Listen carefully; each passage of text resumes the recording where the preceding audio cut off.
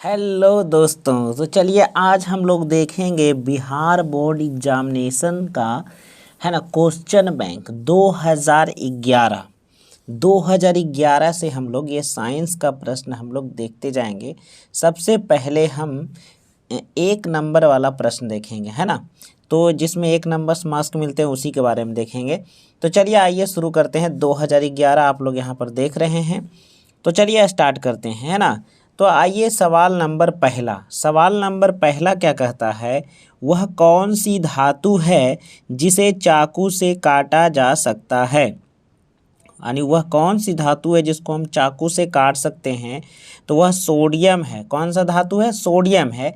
इसके अलावा होते हैं लिथियम, पोटेशियम भी होते हैं जिन्हें चाकू से हम आसानी से काट सकते हैं। अगला प्रश्न है, हीरा किस तत्व का अपर रूप है। तो हीरा जो है कार्बन का अपर रूप है, कार्बन का ही एक रूप होता है। अगला सवाल है, आवर्त सारणी के प्रथम वर्ग के एक तत्व का नाम बताएं। तो आवर्त सारणी के प्रथम वर्ग के एक तत्व का नाम कोई भी लिख सकते हैं। हाइड्रोजन लिख सकते हैं, लिथियम लिख सकते हैं, पोटेशियम लिख सकते हैं, है ना। कोई भी एक नाम उसमें से आपको लिख देना है। प्रश्न नंबर 4 कहता है कि निम्नलिखित समीकरण को संतुलित करें। तो ये समीकरण यहाँ पर गलत लिखा हुआ है। यहाँ पर प्लस के जगह पर यहाँ पर तीर का निशान होना चाहिए और ये 3 इसमें नहीं होगा। ये 3 जो यहाँ लिखा गया है ये नहीं होगा। तो इसका जो है सही आपको हम आंसर आपको बता रहे हैं। इस समीकरण जो है प्रश्न नंबर 4 का ये समीकरण जो है हम नीचे लिख दिए हैं। Fe2O3 प्लस Al डैश जो है Al2O3 प्लस Fe। तो यहाँ से क्या होगा दोस्तों, यहाँ पर देखिए एल्युमिनियम यहाँ पर 2 है ना। तो इधर भी एल्युमिनियम को हम 2 करने के लिए यहाँ पर ब्लू पेन से लिख दिए। इधर भी एल्युमिनियम 2 हो गया। इधर ऑक्सीजन 3 है, यहाँ भी ऑक्सीजन 3 है। क्लियर है। लेकिन यहाँ पर जो है लोहा यानी आयरन जो है यहाँ पर 2 दिया गया है। तो इधर भी लोहा को 2 होना चाहिए ना। तो इधर भी देखिए 2 से गुना कर दिए हैं। अब दोनों तरफ जो है ना तत्व और यौगिकों में परमाणुओं की संख्या होगी वो बराबर हो गई है। ठीक है, इसी को हम लोग संतुलित करना है और ये प्रश्न में थोड़ा सा यहाँ पर मिस्टेक है। क्लियर है। अगला प्रश्न हम लोग चलते हैं। कहता है लोहा ऑक्सीजन से संयोग कर क्या बनाता है। तो लोहा ऑक्सीजन से संयोग कर लौह ऑक्साइड बनाता है। कौन ऑक्साइड बनाता है? लौह ऑक्साइड बनाता है ना। हरे पौधे में किस घटक के अभाव में प्रकाश संश्लेषण संभव नहीं है। तो हरे पौधे में जो है ना, हरे पौधे में जो है ना अधिक क्लोरोफिल नहीं रहे। क्लोरोफिल को ही हिंदी में हम लोग पर्णहरित कहते हैं। यानी क्लोरोफिल अगर अभाव उसमें नहीं रहेगा तो ये प्रकाश संश्लेषण नहीं कर सकता है। क्लियर है। 2 तंत्रिकाओं के मध्य खाली स्थान को क्या कहते हैं। तो इसको सिनेप्स कहते हैं या तो सिनेप्टिक दरार कहते हैं, है ना। दोनों हो जाएगा, सिनेप्स कहते हैं या तो सिनेप्टिक दरार कहते हैं। मनुष्य में चीनी के पाचन में कौन हार्मोन सहायक है। तो मनुष्य के चीनी के पाचन में इंसुलिन सहायक है। कौन हार्मोन सहायक है? इंसुलिन हार्मोन सहायक है। मनुष्य के कोशिकाओं में गुणसूत्रों की संख्या कितनी होती है। तो 46 होती है। अगर जोड़ी में पूछा जाए तो ये 23 जोड़ी होगी। कितनी होगी? 23 जोड़ी होगी। श्वसन कैसी रासायनिक अभिक्रिया है। तो यह ऑक्सीकरण है, क्योंकि इसमें ऑक्सीजन का संयोग होता है हीमोग्लोबिन में। श्वसन एक ऑक्सीकरण अभिक्रिया है, या तो इसी को आप बोल सकते हैं ऊष्माक्षेपीय अभिक्रिया। कौन अभिक्रिया? ऊष्माक्षेपीय अभिक्रिया। कहता है अगला प्रश्न, ये VVI प्रश्न है। ओम के नियम में किसका मान अचर होता है। तो ओम के नियम में जो है ना टेम्परेचर जो होता है अचर होता है, ताप जो होता है ना अचर होता है। अगला सवाल है, विद्युत शक्ति का ऐसा मात्रक क्या होता है। तो वाट होता है। शक्ति का ऐसा मात्रक वाट होता है। स्पष्ट दृष्टि की न्यूनतम दूरी कितनी है। तो 25 सेंटीमीटर है ना। और दूर बिंदु पूछेगा तो अनंत हो जाएगा। बायोगैस का प्रमुख घटक मीथेन होता है। मीथेन को है फार्मूला होता है CH4। कौन फोर? CH4।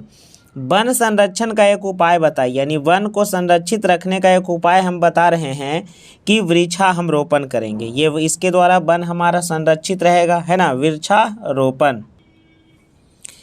अगला प्रश्न जो है यहाँ पर जो है 2011 का ही ये प्रश्न है, ऑब्जेक्टिव है। इसमें 4 ऑप्शन दिए गए हैं। कहता है प्रकृति में ऑक्सीजन का संतुलन कैसे बना रहता है। तो प्रकृति में ऑक्सीजन का संतुलन जो है प्रकाश संश्लेषण के द्वारा बना रहता है। किसके द्वारा होता है? प्रकाश संश्लेषण के द्वारा होता है। पौधे में श्वसन क्रिया के अंतर्गत एडीपी टूटने से कितनी ऊर्जा मुक्त होती है? तो एडीपी को कहते हैं एडिनोसाइन डाइफॉस्फेट। तो यहाँ पर जो होगा 30.5 किलो जूल पर मोल, 30.5 किलो जूल पर मोल। अगला सवाल है मनुष्य के हृदय में कितने कोष्ठ होते हैं? तो मनुष्य के हृदय में जो होते हैं 4 कोष्ठ होते हैं। कितने होते हैं? 4 कोष्ठ होते हैं। मानव हृदय का उसमें प्रकुचन दाब, प्रकुचन रहेगा ना, प्रकुचन का मतलब प्रेशर वाला जो दाब होता है वह 120 mmHg होता है। और संकुचन पूछेगा ना तो 80 होता। संकुचन तो पूछ नहीं रहा, प्रकुचन पूछ रहा है, तो कितना होगा? 120 mmHg। अगला सवाल है पौधे में वाष्पोत्सर्जन किस भाग में होता है? तो पौधे में वाष्पोत्सर्जन जो होता है ना वह पत्ता में होता है। कहाँ होता है? पत्तियों में होता है ना। वाष्पोत्सर्जन पत्तियों में होता है। विद्युत फ्यूज विद्युत धारा के किस प्रभाव पर कार्य करता है? तो विद्युत फ्यूज विद्युत धारा के ऊष्मीय प्रभाव पर, ऊष्मा बढ़ेगा फ्यूज की कुंडली टूट जाती है ना। कहता किसी कुंडली का प्रतिरोध ज्ञात करने के लिए किस फार्मूला का इस्तेमाल करते हैं? तो R बराबर V बटा I हो जाएगा, यही हो जाएगा ना, क्योंकि V बराबर ओम का नियम से IR होता है, V बराबर IR, तो R बराबर इधर क्या होगा? भागा में आ जाएगा, यानी ऑप्शन नंबर सी हो जाएगा।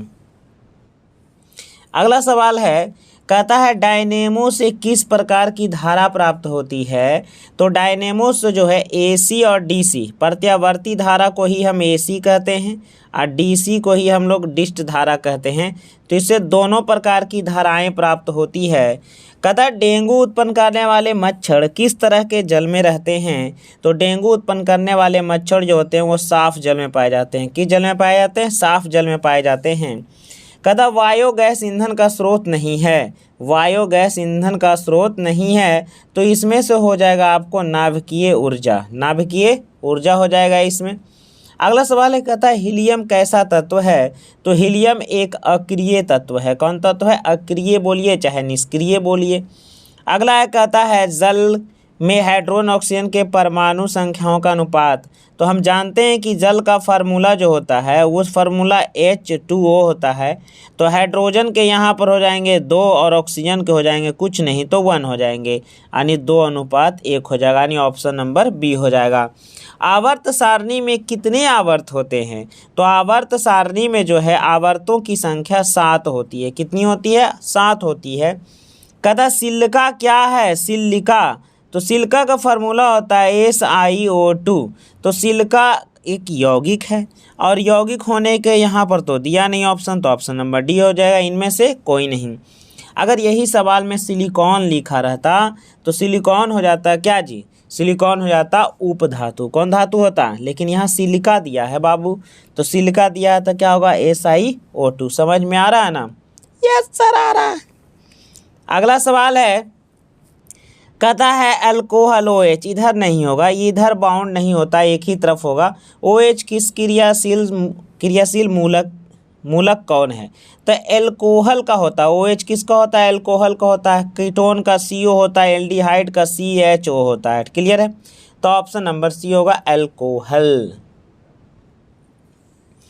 कहता कृत्रिम वृक्क किन अपशिष्ट उत्पादों को रुधिर से अपोहन द्वारा पृथक करती है? अपोहन द्वारा पृथक करती है क्यों? तो इसमें हो जाएगा नाइट्रोजन। किसको हो जाएगा? नाइट्रोजन। हाइड्रा में प्रजनन किस विधि से होता है? तो हाइड्रा में प्रजनन जो होता है मुकुलन विधि से होता है। किसी माध्यम में अपवर्तनांक म्यू का मान क्या होता है? तो sin I बटा sin R, यानी ऑप्शन नंबर बी होगा, sin I बटा sin R। दाढ़ी बनाने में दर्पण उपयुक्त है, तो दाढ़ी बनाने में कौन सा दर्पण है जी? तो अवतल दर्पण का हम लोग उपयोग करते हैं। कहता है स्पेक्ट्रम में किस रंग की किरण का झुकाव सबसे अधिक होता है? तो स्पेक्ट्रम में सर्वाधिक झुकाव जो होता है वह बैगनी का होता है। सर्वाधिक झुका हुआ कौन रहता है? इसको प्रश्न को ऐसे बोल सकता है सर्वाधिक विचलन किसका होता है? तो बैगनी का होता है। क्लियर है? एकदम कोई भी प्रश्न इसमें आपको गलत नहीं बताए हैं, सारे प्रश्न इसमें सही हैं। तो चलिए आगे हम लोग देखते हैं। दोस्तों 2011 का ही आपको सी सेट से है, कहता है मस्तिष्क किस क्रिया के लिए उत्तरदायी है? तो मस्तिष्क जो है नियंत्रण के लिए और चेतना के लिए उत्तरदायी होता है। क्लियर है। अगला सवाल है पराग कोश के मध्य में क्या रहता है? तो पराग कोश के मध्य में पराग कण होता है। क्या होता है? पराग कण। अगला सवाल है कहता है हमारे शरीर में ग्राही का क्या काम है? तो ग्राही का काम है उद्दीपनों को ग्रहण करना और मस्तिष्क तक पहुंचाना, है ना। उद्दीपनों को ग्रहण करना और मस्तिष्क तक पहुंचाना। सवाल नंबर 4 जो है कुछ इस प्रकार से नोमेरिकल दिए गए हैं, तो आइए ना इसको भी आप जो है आसान तरीका से इसको हल कर लीजिए। ठीक है, आपके पास सवाल दिया गया है सवाल नंबर 4, इसको हम लोग सॉल्यूशन कर रहे हैं। 1 नंबर का सवाल है, कहता है 3 ओम, तो बोलिए R1 बराबर जो आपको दिया गया 3 ओम। कितना ओम? 3 ओम। अच्छा, उसके बाद दिया गया R2 बराबर आपको दिया 6 ओम। कितने ओम? 6 ओम। तो कहता है पार्श्वबद्ध समानांतर क्रम में समतुल्य प्रतिरोध, तो समानांतर क्रम का समतुल्य प्रतिरोध 1/R बराबर होता है 1/R1 जोड़ 1/R2। यही होता है ना फार्मूला। चलिए फार्मूला यही वाला होता है। अब इसको लिख के इसको हल कर लेंगे। तो 1/R बराबर 1/R1 का मान कितना है जी? 3 है, और R2 का मान कितना है जी? तो 6 है। इस प्रकार से ले लिया। तो लेने के बाद इसको अब हल करो ना, तो फिर देख क्या रहे हो, एलसीएम हो जाएगा 6 होगा। एलसीएम कितना हो जाएगा? 6 हो जाएगा। ठीक है, 3 दूना 6 और इतना हो जाएगा। अब इसको करो ना, 1/R बराबर 3/6, तो काटो 3 दूना 6, 3 दूना 6। तो आपके पास यहाँ पर आ चुका है 1/R बराबर 1/2। अब इसको जब हल करोगे ना, तो इसको ऊपर कर लो क्रॉस मल्टीप्लिकेशन, तो R बराबर आपका कितना आएगा? 2 ओम आएगा। कितना ओम आएगा? 2 ओम आएगा। तो यहाँ से आप देखें कितना आसान तरीका से हम इसको हल कर लिए। क्लियर है? आगे चले हम लोग। बोलता ही नहीं है, बोला करो, समझा, कमेंट में लिखा करो। अब यहाँ पर देखो आगे कहता है जीवाश्म ईंधन का एक उदाहरण दें। तो जीवों के अश्म से बना हुआ कौन है? कोयला है, या पेट्रोलियम आप दे सकते हैं, हम यहाँ कोयला लिखे हैं। गैर परंपरागत ऊर्जा स्रोत का एक उदाहरण। तो गैर परंपरागत ऊर्जा स्रोत का मतलब क्या होता है कि नवीकरणीय। तो नवीकरणीय में एक उदाहरण दीजिए, सौर ऊर्जा दे दीजिए, क्या दिक्कत है। इंसुलिन की कमी से सामान्यतः कौन सा रोग होता था? मधुमेह, इसी को हम लोग लिखते हैं डायबिटीज़, या तो है ना डायबिटीज़ इसी को बोलते हैं, मधुमेह या तो चिनिया बीमारी आप लोग बोलते हैं। विद्युत हीटर द्वारा विद्युत धारा के किस प्रभाव पर कार्य करता है? तो विद्युत हीटर जो है विद्युत धारा का ऊष्मीय प्रभाव पर कार्य करता है ना, गर्म हो जाता है, ऊष्मीय प्रभाव। बैटरी से प्राप्त विद्युत धारा किस प्रकार की होती है? तो बैटरिया से प्राप्त धारा हो भाई कौन जी? डीसी न हो भाई जी, यानी डिस्ट धारा। कौन धारा होती है? तो डिस्ट धारा होती है। एकदम क्लियर होते जाना चाहिए। कह देते हैं नमक का रासायनिक नाम एवं सूत्र लिखें। तो नमक का रासायनिक नाम हो गया सोडियम क्लोराइड, और फार्मूला हो गया NaCl। सोडियम का Na, क्लोराइड का Cl। दूध से दही बनना, ता अभी एकदम दही चूड़ा चला होगा सबके, है न। दूध से दही बनना कैसा परिवर्तन कहलाता है? तो दूध से दही बनना रासायनिक परिवर्तन है, क्योंकि हम दही से पुनः दूध नहीं बना सकते हैं। नहीं ना बना सकते हैं, नहीं बना सकते हैं। अच्छा, कहता प्रकाश संश्लेषण के रासायनिक क्रिया का समीकरण दे। प्रकाश संश्लेषण का जो रासायनिक क्रिया होता है उसका हम एक समीकरण द्वारा दर्शाएंगे। तो आइए ना यहाँ पर देखिए, हम पहले ही से दर्शाइले हैं। था गजब, समझे कि नहीं? यह देखिए सवाल नंबर 12 का, यहाँ पर देखिए कार्बन डाइऑक्साइड की अभिक्रिया जल के साथ सूर्य के प्रकाश एवं क्लोरोफिल की उपस्थिति में होती है। तो ग्लूकोज और ऑक्सीजन और क्या बनता है? जल बनता है। तो ऑक्सीजन तो उड़ जाता है, ऊपर की ओर हल्का होता है, तो इसको तीर ऐसे दे दीजिएगा। ठीक है, अब संतुलित जो है काला पेन से जो हम लिखे हैं वो संतुलित क्या हुआ? संतुलित तो अब कर ही लेते हैं, आप तो बहुत चालाक हैं, देखिए लिए। चलिए आगे चले। अब कहता है रासायनिक अभिक्रिया में ताप का शोषण होता है, यानी वैसी रासायनिक अभिक्रिया जिसमें टेम्परेचर को सोख लिया जाए। ठीक है, वह क्रिया क्या कहलाएगा? तो ये कहलाएगा उष्माशोषी। चले यहाँ पर हम लिख देते हैं उष्माशोषी। कैसी अभिक्रिया कहलाएगा? उष्माशोषी अभिक्रिया। कौन अभिक्रिया कहलाएगा? उष्माशोषी। कहता धातु के दो भौतिक गुण लिखें, ये वाला। तो धातु के कोई भी दो गो भौतिक गुण आप लिख दीजिए ना। पहला लिख दीजिए चमक होता है, दूसरा आघात्य वर्ध्य होता है ना। ये दो गो गुण लिख दीजिएगा, चमक, आघात्य वर्ध्य या तन्यता, ये सब भौतिक गुण है इसके। कहता सूर्य का प्रकाश किस प्रकार के पोषण के लिए आवश्यक है? तो सूर्य का प्रकाश जो है ना वह स्वपोषी पोषण के लिए है। कौन पोषी? स्वपोषी पोषण के लिए बहुत ही आवश्यक है। क्लियर है। कहता है ओजोन की क्षति को समाप्ति से सीमित करने के लिए क्या कदम उठाए गए हैं? तो ओजोन परत के क्षति माने नुकसान जो रहा है उसको रोकने के लिए जो कदम उठाए गए हैं वो इस प्रकार है। पहला कदम क्या होगा जी? तो हम लोग क्या करेंगे ना, CFC का जो है प्रयोग हम बहुत कम करेंगे।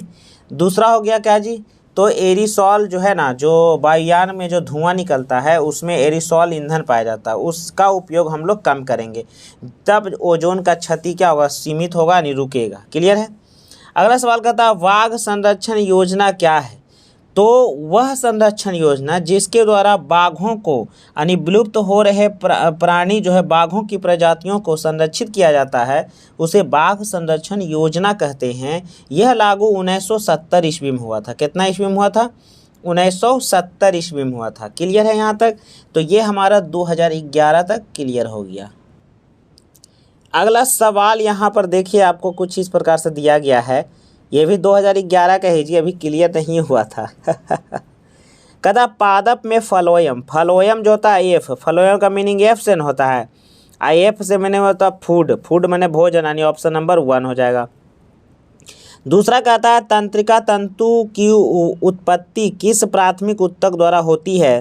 तो ये हुआ एक्टोडर्म, एक्टोडर्म के द्वारा होगा, ऑप्शन नंबर 1 हो जाएगा। लेकिन यहाँ पर आपको जानते हैं बुक में सी दिया होगा, एकदम हम आपको एनालिसिस करके बता रहे हैं। हम सब चेक कर चुके हैं पहले भी कौन गलत है कौन सही है, इसीलिए आप लोग एकदम नहीं हड़बड़ाइएगा। यहाँ ऑप्शन नंबर पहला होगा एक्टोडर्म। कहता है किस दर्पण से वस्तु का बड़ा प्रतिबिंब बनता है? तो वस्तु का हमको बड़ा प्रतिबिंब चाहिए और वो होना चाहिए दर्पण। तो दर्पण में आप देखिए समतल में तो बराबर होगा, उत्तल में हमेशा छोटा होता है। तो यहाँ आंसर हो जाएगा अवतल दर्पण से हम लोग बड़ा प्रतिबिंब देख सकते हैं। कहता है 2D क्षमता वाले लेंस के फोकसांतर क्या होंगे? यानी जिसकी क्षमता 2D हो तो उसका कहता है फोकसांतर यानी फोकस का अंतर यानी फोकस कितना होगा। तो आइए ना यहीं पर इसको हल कर लेते हैं। देखिए कितना सुंदर क्वेश्चन दिया है यहाँ पर। कहता है ना 2D क्षमता वाले, ध्यान दीजिएगा यहाँ पर, ठीक है। कहता है 2D क्षमता वाले, तो यहाँ पर देखिए ऑब्जेक्टिव नंबर हम 4 बता रहे हैं। यहाँ पर पावर बराबर हमको दिया गया है 1, फार्मूला होता है 1/f। ये पहले फार्मूला देखिए आप लिख लीजिए, ठीक है। 1/f लिख लिए। अब इसको हल करिए, बोलिए। पावर बराबर आपको दिया है 2, ठीक है। ये हो गया 1/f, ठीक है। अब यहाँ पर देखो ध्यान से, क्या कुछ नहीं करना है। f बराबर यहाँ करेंगे और 1/2 यहाँ चलेगा, यानी f यहाँ जाएगा और 2 यहाँ आएगा। क्लियर है। अब ये जानते हैं मीटर में आया, लेकिन हमें देखिए क्या दिया गया है सेंटीमीटर। तो सेंटीमीटर बनाने के लिए क्या करेंगे, देखिए ध्यान से, 100 से गुना कर देंगे। अब 2 से काट दीजिएगा, 50 दूना क्या हो जाएगा? तो आंसर आपका आ जाएगा 50 सेंटीमीटर, 50 सेंटीमीटर। यानी ऑप्शन नंबर यहाँ पर कौन सा हो जाएगा? ऑप्शन नंबर डी हो जाएगा, 50 सेंटीमीटर। क्लियर है। अब देख लिए होंगे, समझ में आ भी गया होगा। चलिए अगला जो है कहता है निकट दृष्टि दोष के निवारण के लिए कौन सा लेंस होता है? तो अवतल लेंस निकट दृष्टि दोष के लिए होता है। ओजोन के एक अणु में कितने परमाणु होते हैं? तो ओजोन का फार्मूला होता है O3। तो O3 एक अणु है ना, ये पूरा एक अणु है। तो इस अणु में कै परमाणु है? तो 3 परमाणु है। तो ऑप्शन नंबर क्या होगा? सी होगा। आवर्त सारणी में कितने वर्ग होते हैं? तो आवर्त सारणी में होते हैं 18 वर्ग। देखिए आपको ऑप्शन 18 है कहीं लिखा हुआ, तो हम लोग इसको सही कर लेंगे ना, इसको 18 बना देंगे। यानी ऑप्शन नंबर क्या होगा? डी हो जाएगा, 18 वर्ग। कौन वर्ग? अक्रिय तत्व कौन है? अक्रिय का मतलब निष्क्रिय। तो निष्क्रिय अभी हीलियम पढ़े थे, इसके पहले पीछे सेट में पढ़े थे। क्लोरीन की संयोजकता कितनी होती है? तो क्लोरीन की संयोजकता होती है 1 होती है। देखो अब यहाँ पर दो को ऑप्शन दे दिया है, एगो 1 एजू 1 दिले। अरे तब पहले हमको यहीं पर मिल गया तो दूसरा जगह क्यों जाएंगे, है ना। क्लोरीन की संयोजकता 1 होती है। हाइड्रोकार्बन कौन है? तो इसमें कार्बन और हाइड्रोजन से कौन बना है? सी और एच देखो किस में है, तो किस में? यह ऑप्शन नंबर बी में है। यह है ना ऑप्शन नंबर। कार्बोहाइड्रेट ही क्या है? हाइड्रोकार्बन है। सी और एच है, बाकी किसी में है? किसी में नहीं है। इसमें सी है तो एच नहीं है, इसमें ओ है एच है लेकिन सी नहीं है, तो इसीलिए ऑप्शन नंबर हो जाएगा बी। अगला सवाल देखिए ध्यान से, अगला सवाल क्या कह रहा है कि आवेश का एसआई मात्रक क्या होता है। तो आवेश का एसआई मात्रक कूलाम होता है। अब यहाँ पर देखो कहता है कि 1 ओम और 2 ओम के, आ जाओ ना, इसको भी हम लोग बहुत सुंदर तरीका से बना लेते हैं। काहे का डर रहा है, काहे घबराए, काहे घबराए। अब यहाँ पर देखो ध्यान से, तुम्हारे पास क्या दिया गया, 10, 2, 12 नंबर देखो, ठीक है। कहता है 1 ओम 2 ओम के प्रतिरोधों को श्रेणी क्रम में जोड़ा जाए, ठीक है, श्रेणी क्रम में जोड़ा जाए, है ना। R1 बराबर कितना दे ले जी, 1 ओम है, ठीक है। और R2 बराबर हमको दिया है कितना जी, 2 ओम है, ठीक है। अब श्रेणी क्रम में सीरीज में जोड़ रहा है, तो सीरीज में तो जानवे करता है समतुल्य प्रतिरोध होता है R1 और जोड़ R2 होता है, यही होता है ना। तो ये हो गया आपका सीरीज में, ठीक है। अब यहाँ से निकाल लो, R1 का मान 1 है और R2 का मान 2 है, तो 2 और 1 कितना होगा, 3 ओम होगा। कितना ओम होगा, 3 ओम हो जाएगा। क्लियर यहाँ तक। कहता है 6 वोल्ट की बैटरी से V बराबर आपको दिया है 6 वोल्ट, ठीक है। तो कह रहा है इसमें धारा का मान, धारा का मान का मतलब I पूछ रहा है ना। तो I देखो नीचे तो लिखल है ये V/R। तो V का वैल्यू कितना दिला है, 6, और R का वैल्यू कितना लाए हैं, 3।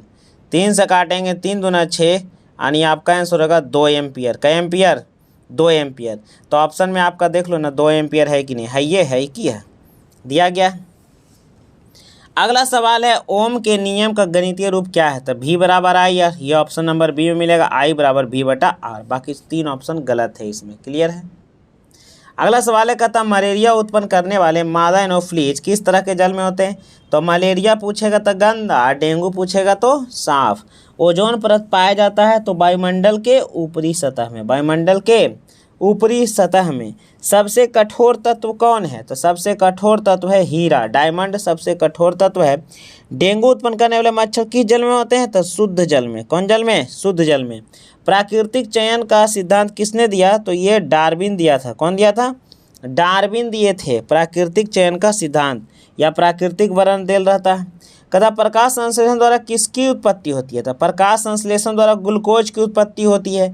मुकुलन द्वारा जनन किस में होता है। तो मुकुलन के द्वारा जन्म होता है ईस्ट में और हाइड्रा में। तो यहाँ ईस्ट ऑप्शन में दे लेते, ईस्ट मार देंगे, कोई दिक्कत।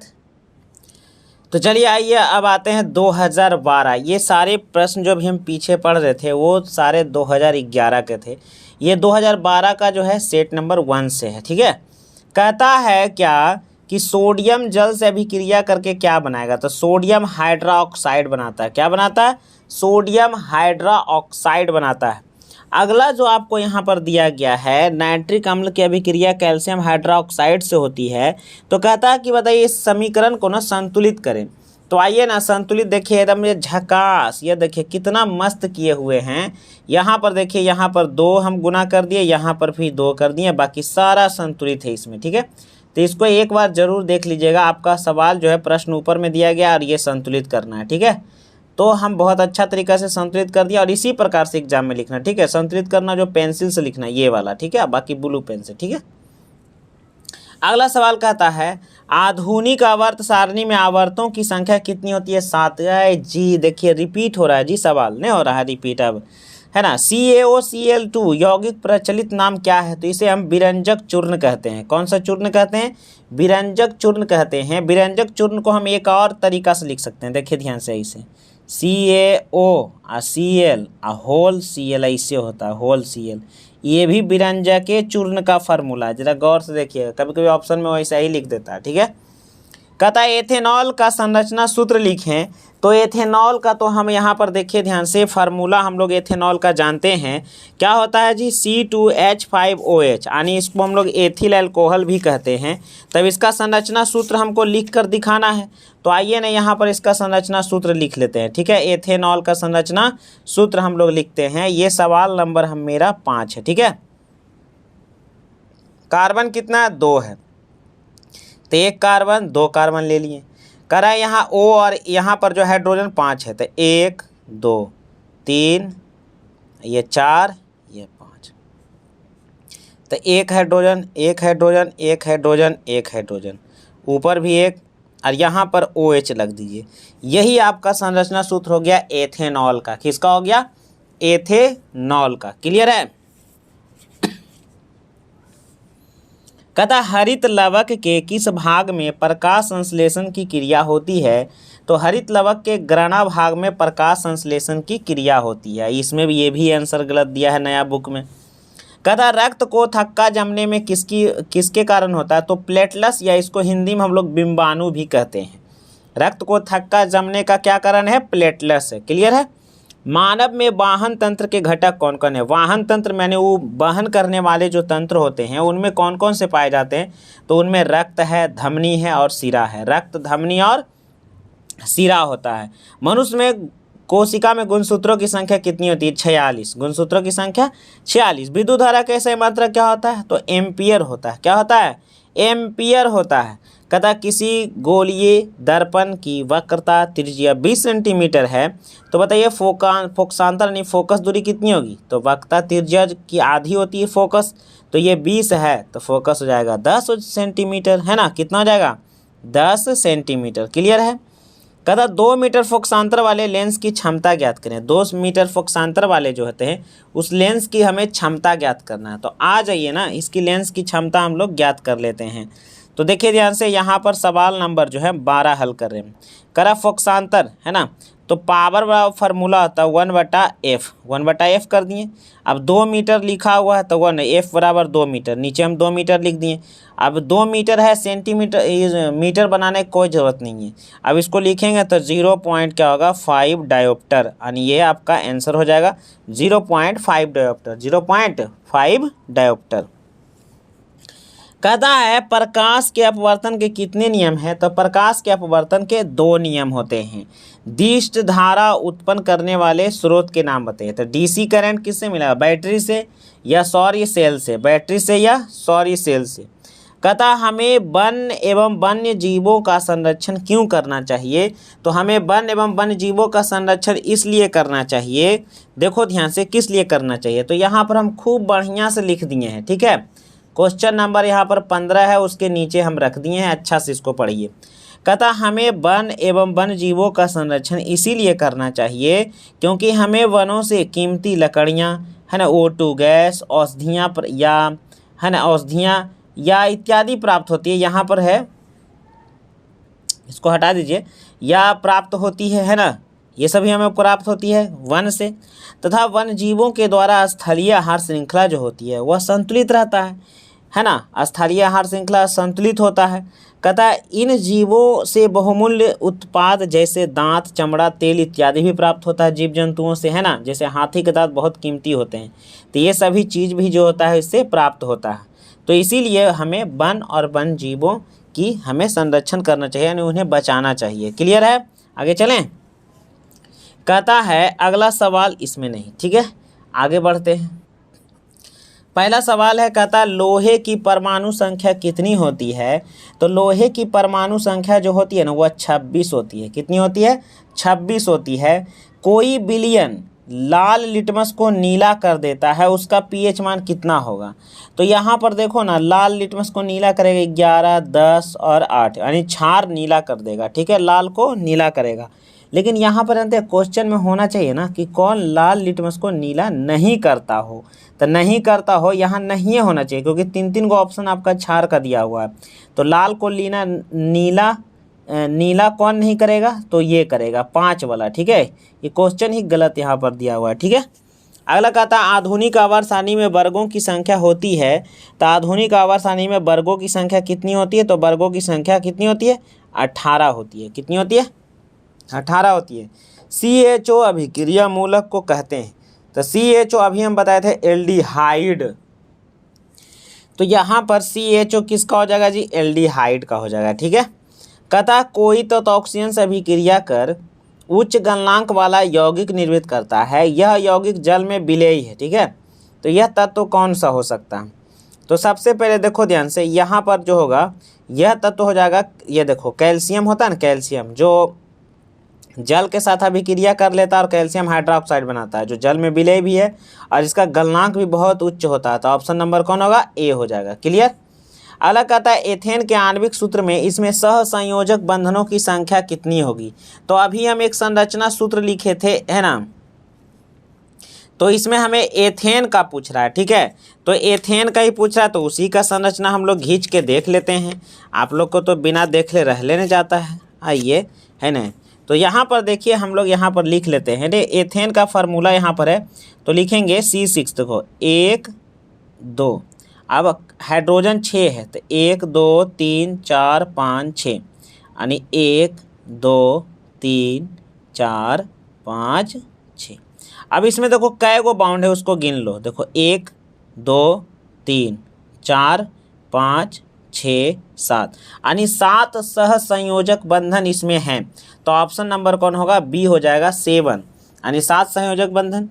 कहता अगला कि ओजोन के अणु में ऑक्सीजन के परमाणुओं की संख्या कितनी होता है।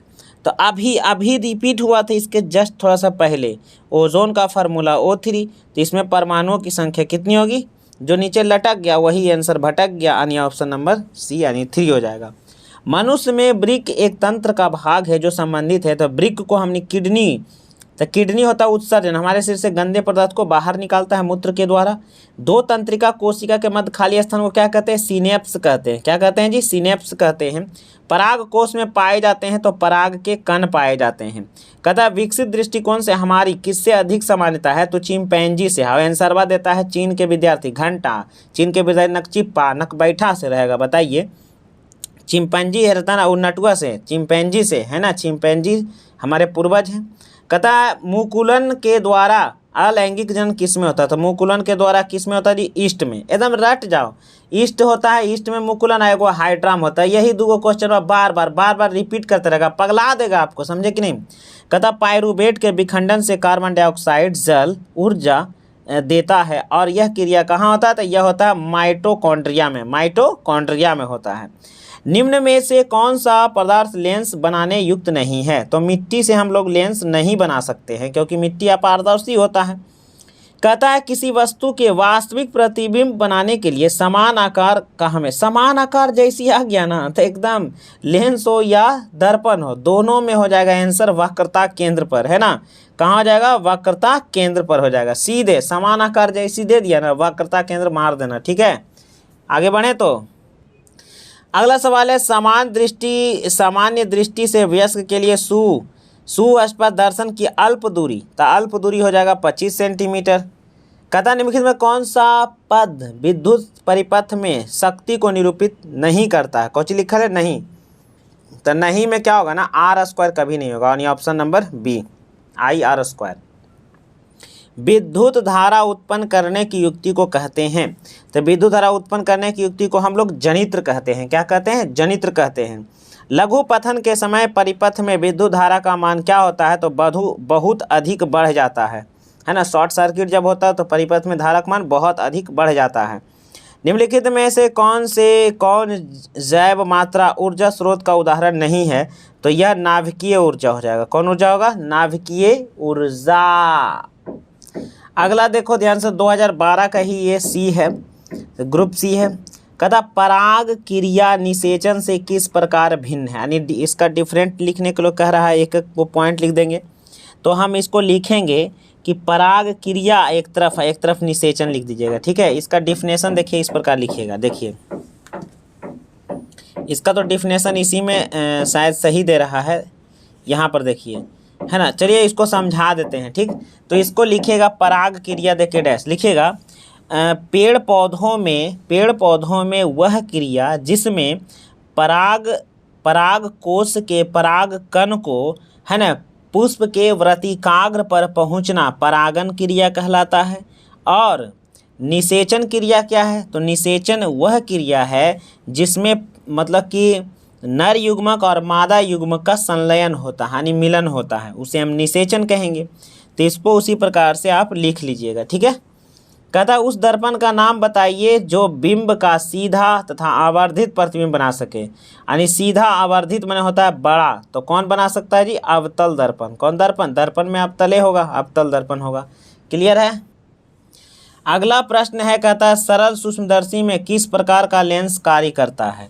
तो सरल सूक्ष्मदर्शी में होता है उत्तल लेंस। कौन लेंस होता है? उत्तल लेंस होता है। कहलाता प्रतिरोधकता के ऐसा मात्रा क्या है? तो ओम मीटर, प्रतिरोधकता के सही मात्रक है ओम मीटर। अगर यही रहता चालकता, विशिष्ट चालकता रहता तो इसी का वो अपोजिट हो जाता है ना, यानी ओम इन्वर्स मीटर इन्वर्स हो जाता।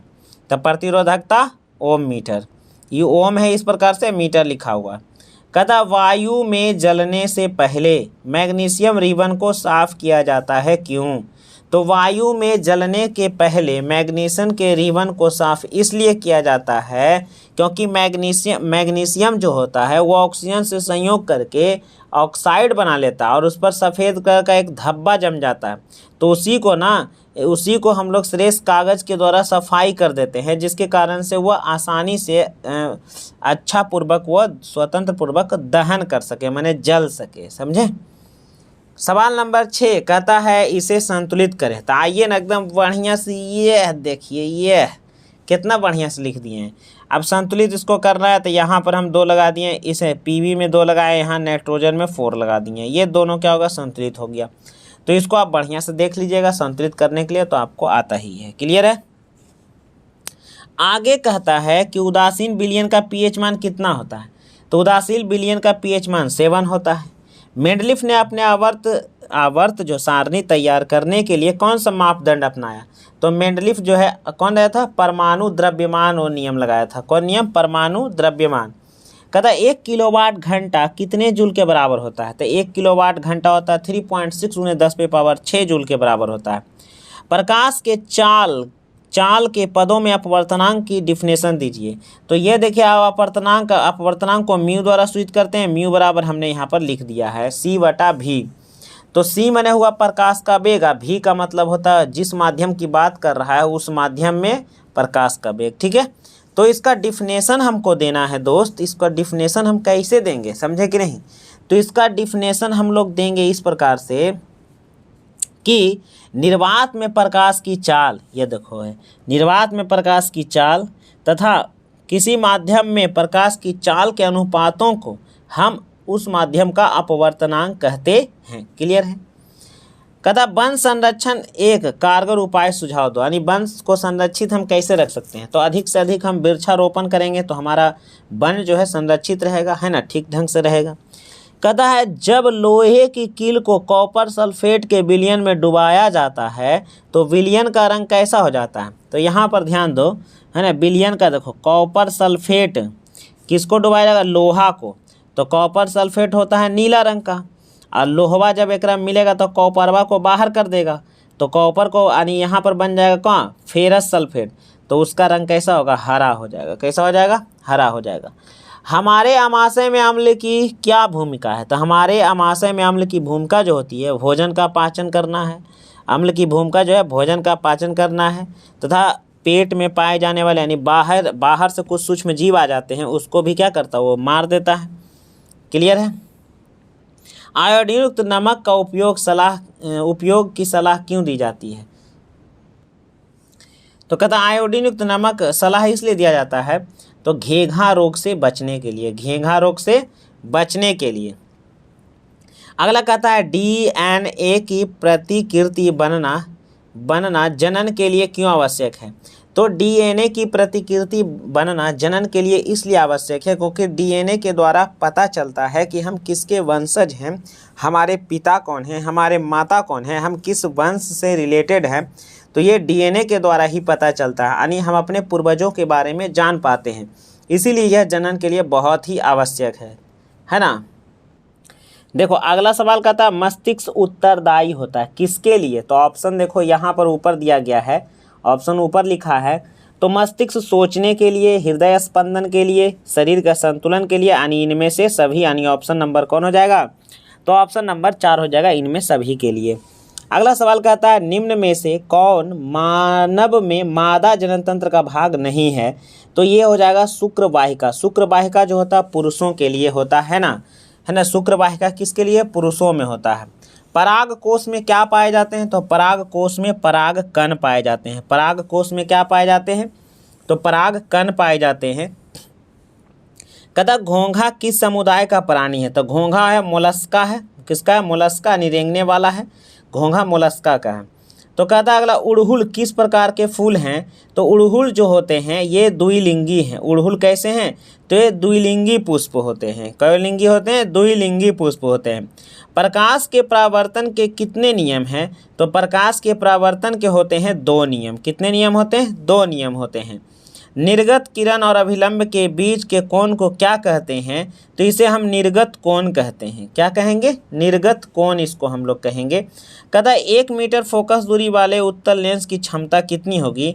तो 1 डायोप्टर ही होगी। कितनी होगी? 1 डायोप्टर होगी, क्योंकि P बराबर 1/f होता है। तो f के स्थान पर नीचे हम 1 मीटर रखेंगे तो इसको 1 ही डायोप्टर न बोलेंगे।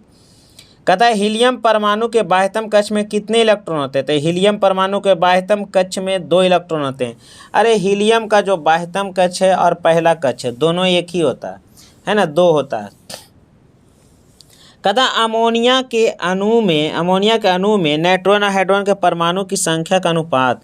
तो देखिए अमोनिया होता है NH3, तो नाइट्रोजनमा है 1 गो, हाइड्रोजनमा है 3 गो, तो एक आंसरवा हो जाएगा 1:3। तो 1:3 ऑप्शन नंबर सी हो जाएगा। क्लियर है?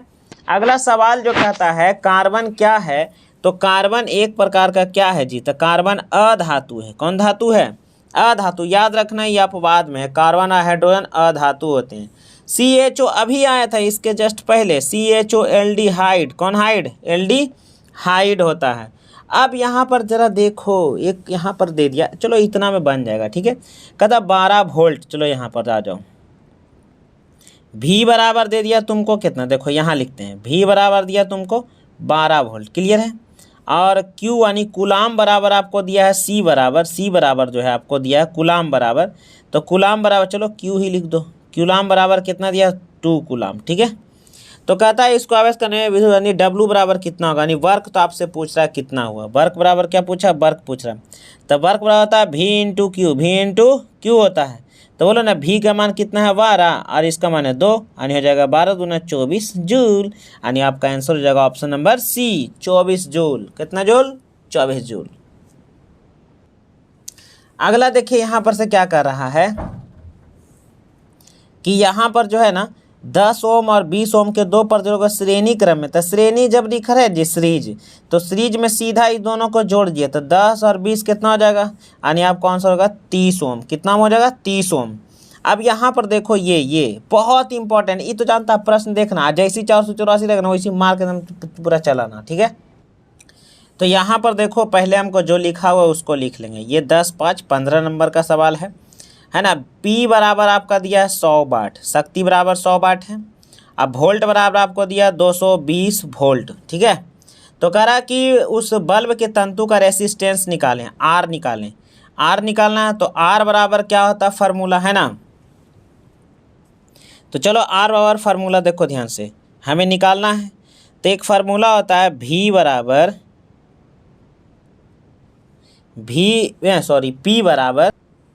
तो यहाँ P बराबर फार्मूला जो हो जाएगा वो V² होता है, यही फार्मूला होता है। क्लियर है। अब इसी फार्मूला पर इसका मान रख दो। अब आ जाओ बोलो पावर यानी शक्ति बराबर कितना है? 100, तो यहाँ पर 100 रख दिया। ठीक है। अच्छा यहाँ पर V बराबर कितना दे रहा है? 220, तो 220 का स्क्वायर कर दिया। अब नीचे हमको R आपको निकालना है। ठीक है। अब R को यहाँ करिए, 100 को नीचे ले आइए। ठीक है। तो चलिए R यहाँ लिख दिया, कोई दिक्कत यहाँ पर नहीं होना चाहिए दिक्कत। अब यहाँ पर बराबर कर लेंगे, ऊपर में देखो इसको हम लोग लिखेंगे तो 220 गुना 220, 2 बार लिख गया ना। अब नीचे भागा यहाँ 100 आ जाएगा ना, 100 यहाँ आएगा और R यहाँ पर कर दिए तो 100 नीचे आ गया। 2 0 से 2 0 ख़त्म। बोले 22 का स्क्वायर कितना होता है? 484 ओम आंसर।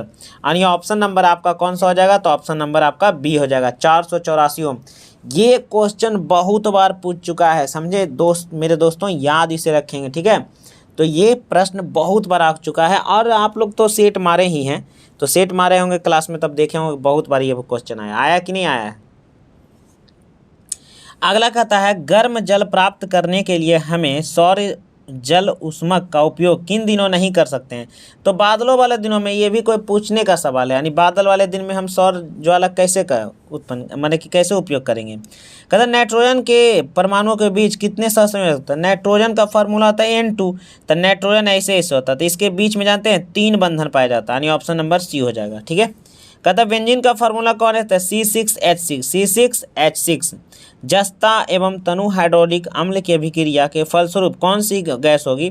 तो देखो ये वाला एक अम्ल है और यह एक धातु है, कौन सी यह जस्ता है, क्या है, धातु। तो धातु जब भी किसी भी प्रकार के अम्ल से अभिक्रिया करेगी तो हाइड्रोजन गैस निकलेगा। कौन सा गैस निकलेगा, हाइड्रोजन गैस निकलेगा। क्लियर है। अब अगर आप पादप में जाइलम उत्तरदायी होता तो जाइलम ज से न है तो जले के संवहन के लिए उत्तरदायी होगा, जाइलम जल का होगा। तो मेरे दोस्तों यहाँ तक हमने क्या किया है कि 2012 के सी तक 2011 से हम लोग 2011 से लेके हम लोग चलें, सारा जो है हम आपको 1 नंबर वाले सारा ऑब्जेक्टिव प्रश्न जो है इसमें हम आप बता दिए हैं आपको। इस वीडियो को ज़रूर एक बार देखिएगा, ठीक है। एग्ज़ाम देने जा रहे हैं 17 फरवरी को आप लोग का एग्ज़ाम है, तो इसको एक बार ज़रूर आप लोग देखें। क्लियर। तो चलिए यह वीडियो यहीं पर समाप्त करते हैं, ठीक है। नेक्स्ट वीडियो में हम लोग 2013 से आएंगे, ठीक है।